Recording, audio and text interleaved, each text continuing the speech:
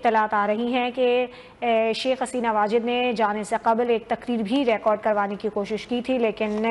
ان کو یہ موقع نہیں ملا۔ شیخ حسینہ واجد ایک فوجی ہیلی کاپٹر میں بھارت روانہ ہو گئی ہیں۔ مظاہرین حسینہ واجد کی سرکاری رہائش گاہ میں داخل ہو گئے اور باہر بھی بہت بڑی تعداد میں جو مظاہرین ہیں وہ تاحال موجود ہیں۔ بنگلہ دیش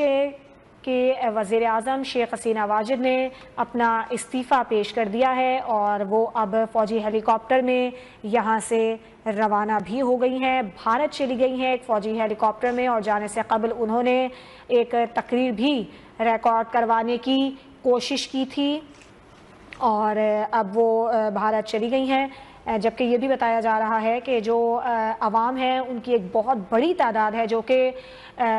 شیخ حسینہ واجد کی رہائش گاہ کے باہر موجود ہے، اور ہزاروں افراد ہیں جو کہ ان کی رہائش گاہ کے اندر بھی گئے ہیں، اور شیخ حسینہ واجد اب ایک فوجی ہیلی کاپٹر میں بھارت روانہ ہو گئی ہیں۔ ایک ماہ سے جاری مظاہرے ہیں جن میں 300 افراد جو ہیں وہ ابھی تک ہلاک ہو چکے ہیں۔ سول نافرمانی کی تحریک چلانے والے طلبہ نے وزیر اعظم حسینہ واجد سے استعفے کا مطالبہ کیا تھا، اور یہ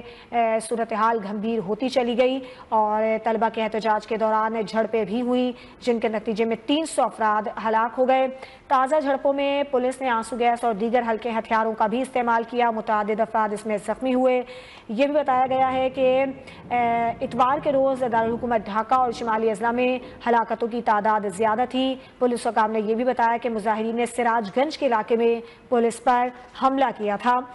کوٹا سسٹم کے خلاف جولائی سے شروع ہونے والا یہ احتجاج جس میں پرتشدد واقعات کے نتیجے میں اب تک 300 افراد ہیں جو کہ ہلاک ہو چکے ہیں، جبکہ طلبہ نے سول نافرمانی تحریک چلانے کا اعلان کیا ہے اور مظاہرین شیخ حسینہ واجد کے استعفے کا مطالبہ کر رہے تھے، اور پھر بنگلہ دیش کے آرمی چیف کی جانب سے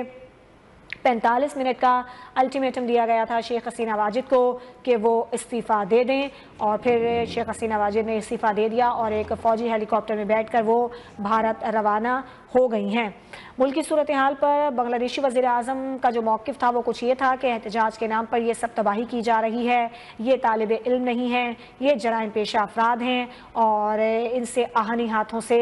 نمٹنا ہوگا، اسی لیے یہ پرتشدد مظاہرے ہوتے رہے، جو پولیس اور عوام تھے ان کے درمیان جھڑپیں ہوتی رہیں۔